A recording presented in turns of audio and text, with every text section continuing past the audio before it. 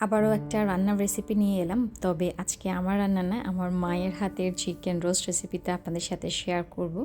প্রথমে আমার মুরগিগুলোকে ভেজে নিচ্ছে, সেটা আর দেখাচ্ছি না। দেন একটা কড়াইতে কিছু পেঁয়াজ কুচি দিল বেরেস্তা করার জন্য। আর মায়েদের ঘরে এরকম পোড়া মানে পাতিল থাকবে, এটাই খুব স্বাভাবিক। এরপর ভেজে নেওয়া মুরগির মধ্যে দেখলাম গরম মশলাগুলো সব দিল। এর মধ্যে পেঁয়াজ বেরেস্তা হয়ে গেল, সেগুলো দিয়ে দিল।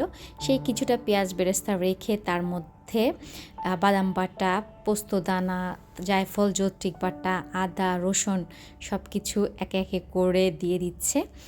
আর এই ছোট্ট পাতিলটা খুবই তেলে আম্মা এই পাতিলের মধ্যেই মানে মশলাটাকে কষাতে চায়, মরিচও দিয়ে দিল।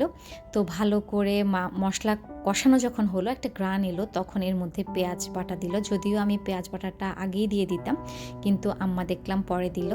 দেন ভালো করে মশলাটাকে কষিয়ে নিল, কষিয়ে মাংসের সাথে মশলাটা মানে দিয়ে দিল। যেহেতু ওটা তেলে পাতিল ছিল সেজন্য এরপর বড় পাতিলের মধ্যে দিল। দেন ভালো করে মিশিয়ে দুধ দিয়ে ঢেকে দেওয়া হলো।